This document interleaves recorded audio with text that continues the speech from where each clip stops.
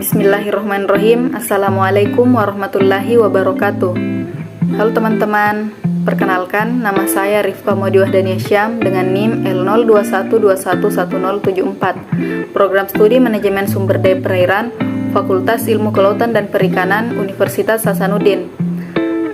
Baik, di video kali ini saya akan menjelaskan materi tentang sel guna untuk memenuhi salah satu tugas mata kuliah genetika populasi. Pertama-tama saya akan menjelaskan tentang apa-apa saja yang akan dibahas dalam video kali ini. Pertama, pengertian sel. Kedua, sejarah perkembangan sel. Ketiga, sel hewan dan sel tumbuhan. Keempat, sel berdasarkan strukturnya. Kelima, bagian-bagian sel. Keenam, materi genetik. Ketujuh, perbedaan DNA dan RNA. Kedelapan, ekspresi gen. Baik, pertama, pengertian sel. Sel merupakan unit terkecil yang menjadi dasar kehidupan. Dalam arti biologis, semua fungsi kehidupan diatur dan berlangsung di dalam sel. Secara fungsional, sel berfungsi untuk menjalankan fungsi kehidupan, kemudian membentuk suatu organisme. Selanjutnya adalah sejarah perkembangan sel. Istilah sel berasal dari bahasa Latin, yakni dari kata cella, artinya ruangan kecil. Orang pertama yang menemukan sel pada tahun 1665 adalah Robert Hooke. Robert Hooke melakukan pengamatan pada sayatan gabus dengan menggunakan kaca pembesar mikroskop buatannya sendiri. Nah, dari pengamatannya, Hooke melihat bahwa terdapat ruangan kecil yang menyusun gabus tersebut. Kemudian, ruangan kecil pada gabus tersebut diberi nama sel. Setelah penemuan Hooke, ilmuwan asal Belanda bernama Anthony van Leeuwenhoek mendeteksi organisme kecil lainnya, seperti bakteri dan protozoa. Leeuwenhoek merupakan pembuat mikroskop utama dan menyempurnakan desain mikroskop sederhana yang memungkinkan perbesaran objek hingga 300 kali dari ukuran aslinya. Kemudian perbedaan sel hewan dan sel tumbuhan. Ukuran sel tumbuhan biasanya lebih besar dari sel hewan, dan untuk sel hewan ukurannya lebih kecil dibanding dengan sel tumbuhan. Kemudian dinding sel yang berfungsi menjaga dan membentuk sel yang terbuat dari selulosa, sedangkan pada sel hewan tidak dilindungi dinding sel sehingga bentuknya tidak beraturan. Yang ketiga, letak nukleus ada di bagian tepi sel pada sel tumbuhan. Untuk sel hewan, nukleusnya berada di tengah dan merupakan bagian terbesar. Pada sel tumbuhan memiliki plastida, contohnya kloroplas yang memberi warna pigmen hijau. Sedangkan untuk sel hewan tidak memiliki plastida. Pada sel tumbuhan tidak memiliki perioksikom. Untuk sel hewan memiliki mitokondria yang banyak yang berfungsi untuk melepaskan molekul makanan. Dan yang terakhir, sel tumbuhan mempunyai vakuola yang berukuran besar, sedangkan vakuola pada sel hewan ukurannya lebih kecil namun banyak. Pada gambar ini merupakan gambar sel hewan dan sel tumbuhan. Dapat dilihat bahwa di sebelah kanan merupakan gambar sel tumbuhan karena mempunyai ciri-ciri berwarna hijau, yaitu memiliki kloroplas. Pada sel hewan berbentuk agak tidak beraturan. Bagian-bagian sel. Yang pertama adalah dinding sel. Bagian ini hanya terdapat pada sel tumbuhan. Dinding sel terbentuk dari selulosa, hemiselulosa, dan pektin. Membran sel pada tumbuhan dikelilingi oleh dinding sel yang kaku. Bagian ini berfungsi membentuk sel dan melindunginya dari serangan luar. Pada gambar tertera bahwa dinding sel tersebut berwarna hijau dan berada pada bagian luar sel. Kedua adalah membran plasma. Membran plasma adalah bagian paling luar sel. Bagian ini tersusun dari lipid, protein, dan karbohidrat. Membran plasma akan menyeleksi zat mana yang bisa dilalui dan zat mana yang tidak dapat dilaluinya. Membran plasma ini memiliki beberapa fungsi, di antaranya melindungi sel agar isi sel tidak keluar, menjadi tempat beberapa reaksi seperti reaksi oksidasi dalam respirasi sebagai penerima reseptor atau rangsangan dari luar. Yang ketiga adalah sitoplasma. Bagian ini terdiri dari protein, karbohidrat, ion, mineral, lemak, dan vitamin. Sitoplasma memiliki fungsi sebagai tempat penyimpanan bahan kimia penting. Bahan-bahan tersebut terdiri dari beberapa enzim, ion, gula, protein, dan lemak yang berfungsi untuk metabolisme sel.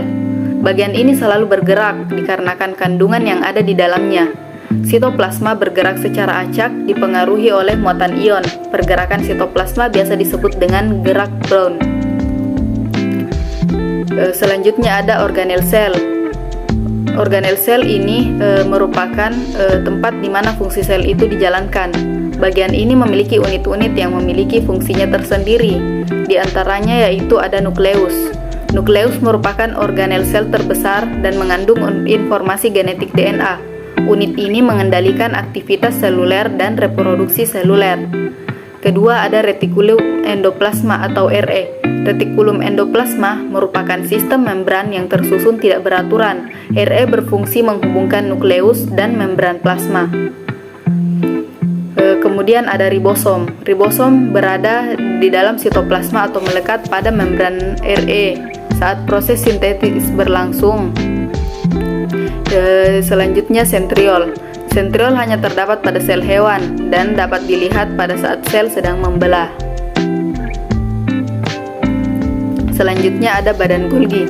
Badan Golgi memiliki fungsi yang kompleks seperti membentuk enzim pencernaan hingga mengangkut dan mengubah beragam materi secara kimia.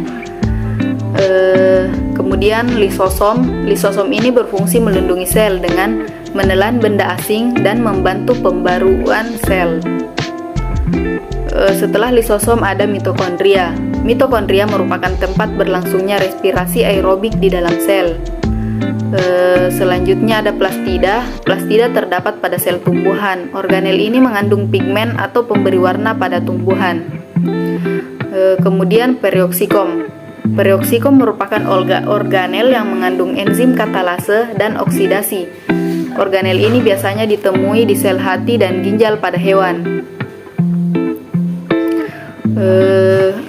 Dan yang terakhir adalah vakuola. Vakuola memiliki fungsi sebagai penyimpanan zat makanan, air, dan beberapa zat buangan di dalam sel.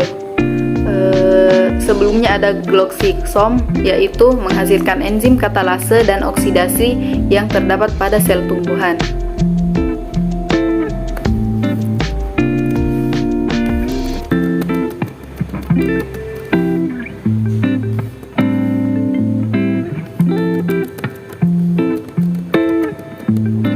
Setelah organel sel ada sel berdasarkan strukturnya.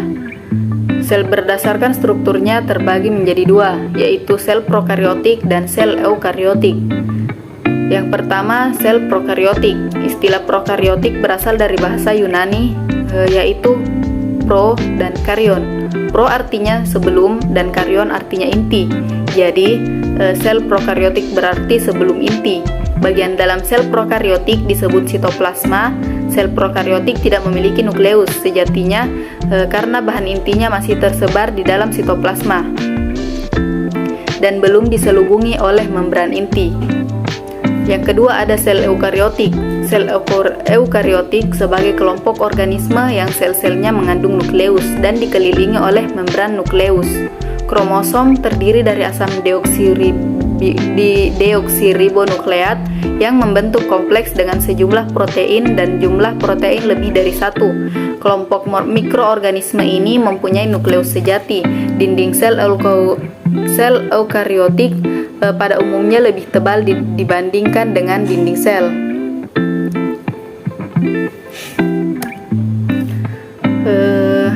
Materi selanjutnya adalah materi genetik. Nah, materi genetik ini merupakan informasi pada setiap sel makhluk hidup yang dapat diturunkan pada keturunan selanjutnya.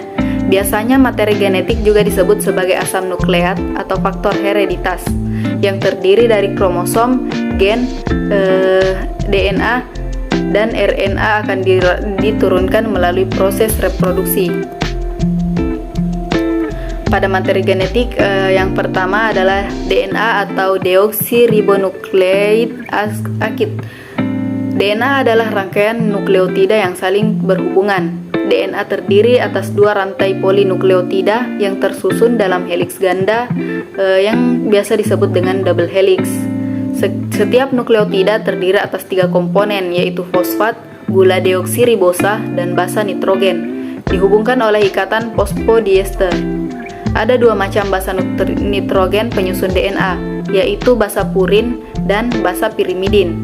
Basa purin terdiri atas basa adenin dengan simbol A dan guanin dengan simbol G, serta basa pirimidin terdiri atas basa timin dengan simbol T dan sitosin yang disimbolkan dengan huruf S.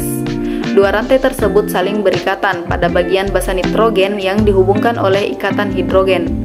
Basa nitrogen A berikatan dengan T yang dihubungkan oleh 2 ikatan hidrogen, sehingga memiliki rangkap 2. Untuk basa nitrogen G dan S dihubungkan oleh 3 ikatan hidrogen, yakni disebut sebagai rangkap 3. Basa nitrogen penyusun DNA dapat dilihat pada gambar berikut. Adenin dan timin berpasangan, guanin berpasangan dengan sitosin. Adenin dan timin ini dihubungkan oleh 2 ikatan, sedangkan untuk guanin dan sitosin dihubungkan oleh 3 ikatan atau 3 rangkap. Selanjutnya ada RNA atau ribonukleik asid. RNA secara langsung mengkode asam amino dan bertindak sebagai pembawa pesan antara DNA dan ribosom untuk membuat protein. Struktur dasar RNA mirip dengan DNA. RNA merupakan polimer yang tersusun dari sejumlah nukleotida atau ribonukleotida. Setiap nukleotida memiliki 1 gugus fosfat, 1 gugus pentosa, dan 1 gugus basa nitrogen. Polimer tersusun dari ikatan selang-seling antara gugus fosfat dan suatu nukleotida dengan gugus pentosa dari nukleotida yang lain. Basa nitrogen pada RNA terdiri atas basa purin, yaitu adenin dan guanin, serta basa pirimidin, yaitu urasil dan sitosin. Keempat basa nitrogen tersebut membentuk pasangan AU dengan 2 ikatan hidrogen dan GS dengan 3 ikatan hidrogen. Selanjutnya adalah perbedaan DNA dan RNA. DNA terletak di nukleus, mitokondria, dan kloroplas, sedangkan RNA terletak di nukleus, mitokondria, kloroplas, sitoplasma, dan ribosom. Kedua adalah struktur DNA memiliki rantai panjang dan untaian ganda yang disebut dengan double helix, sedangkan RNA memiliki rantai pendek dan untaian tunggal. Ketiga adalah gula pentosa DNA adalah deoksiribosa, sedangkan pada RNA gula pentosanya adalah ribosa.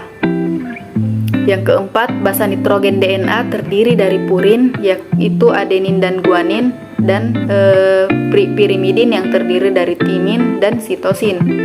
Sedangkan pada RNA terdiri dari purin, yaitu adenin dan guanin, serta pirimidin, yaitu urasil dan sitosin.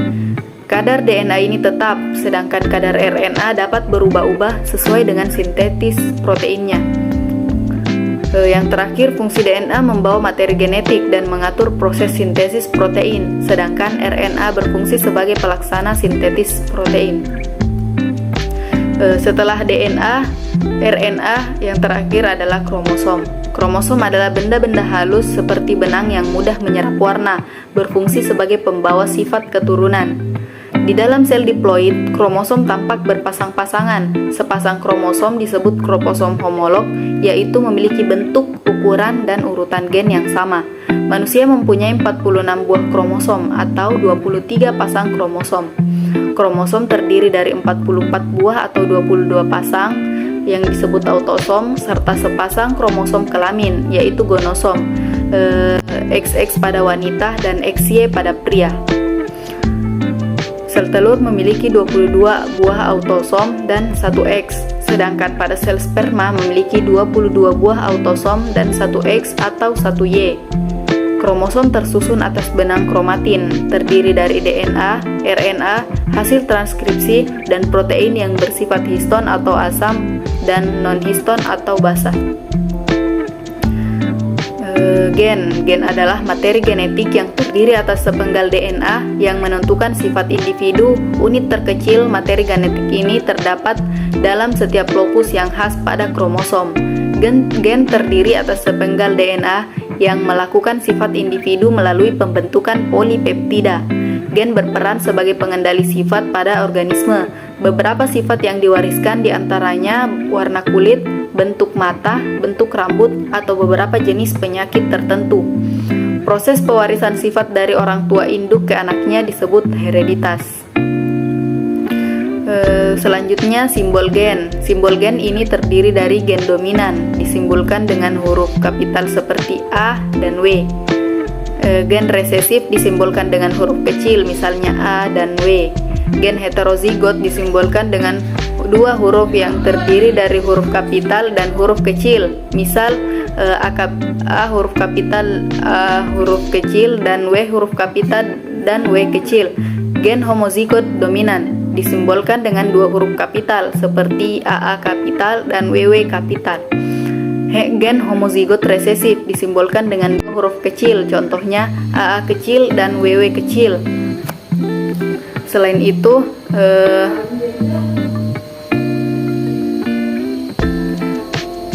selain dari kelima simbol gen di atas, ada juga kromosom homolog, yaitu kromosom yang berasal dari induk betina yang berbentuk serupa dengan kromosom dari induk jantan. Kemudian ada juga fenotip. Fenotip merupakan sifat-sifat keturunan yang dapat dilihat secara langsung.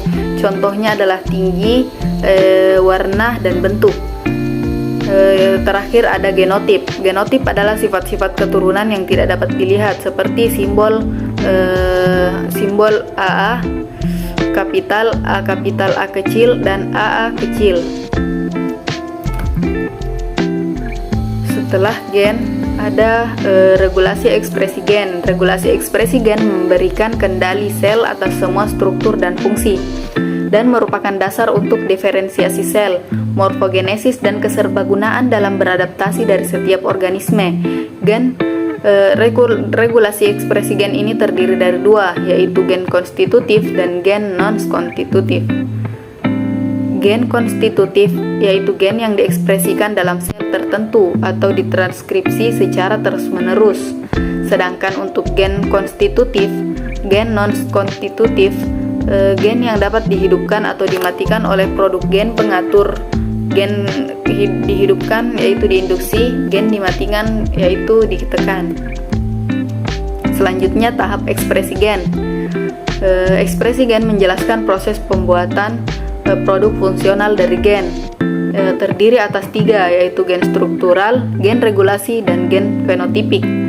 Gen struktural yaitu gen yang menghasilkan RNA atau protein yang tidak terlibat langsung dalam regulasi gen untuk ekspresi gen. Gen regulasi, gen yang menghasilkan RNA atau protein yang digunakan untuk mengontrol ekspresi gen lain. Sedangkan gen fenotipik merupakan gen yang menggambarkan antara ekspresi gen dan sifat yang dapat diamati dari suatu organisme. Kemudian ekspresi gen. Ekspresi gen ini terdiri dari dua, yaitu transkripsi dan translasi. Proses pembentukan molekul RNA menggunakan DNA sebagai cetakannya. Tahap ini akan menghasilkan tiga jenis, yaitu RNA. Tahap transkripsi akan menghasilkan tiga jenis RNA, yaitu mRNA, tRNA, dan rRNA. Translasi, proses sintesis polipeptida yang spesifik di dalam ribosom. Translasi terdiri dari tiga tahap, yaitu inisiasi, elongasi, dan terminasi. Tahapan transkripsi yaitu inisiasi, di mana terikatnya RNA polimerase pada rantai DNA promoter, lalu RNA polimerase akan memisahkan rantai ganda DNA. Yang kedua, elongasi, yaitu bergeraknya RNA polimerase di sepanjang untaian DNA yang bertindak sebagai cetakan DNA template. RNA polimerase kemudian membentuk molekul RNA menjadi sebuah rantai RNA. Yang ketiga adalah terminasi, yaitu tanda bahwa proses transkripsi telah selesai. RNA polimerase akan melepaskan hasil transkripsi RNA. Kemudian tahap translasi. Pertama ada inisiasi. Pada tahap ini, kodon start pada utas mRNA bertemu dengan ribosom. Kodon start ini adalah AUG. Perlu diketahui bahwa kodon adalah 3 basa triplet pada utas mRNA. Yang kedua, tahap elongasi. Kodon yang dibawa mRNA akan diuraikan atau diterjemahkan menjadi asam amino, kemudian masing-masing digabung dengan tRNA yang membawa asam amino untuk menyusun protein, sehingga gabungan tersebut akan membentuk rantai polipeptida. Yang ketiga adalah terminasi, yaitu proses translasi terakhir saat salah satu kodon stop antara UAA, UAG, atau UGA bertemu dengan ribosom yang kemudian menjadi kodon stop atau AUU. Nah, berikut merupakan tahap translasi. Pada saat mRNA AUG bertranslasi menjadi UAC ya, karena A merupakan berpasangan dengan U, kemudian U berpasangan dengan E, sedangkan G berpasangan dengan C sehingga menghasilkan asam amino. Asam amino yang berwarna biru tersebut atau disingkat MET yaitu metionin. Nah, selanjutnya adalah kode genetik. Kode genetik adalah suatu informasi dengan menggunakan huruf sebagai lambang basa nitrogen A, T, C, dan G yang dapat menerjemahkan macam-macam asam amino dalam tubuh. Macam-macam molekul protein tergantung pada asam amino, penyusunnya, dan panjang pendeknya rantai polipeptida.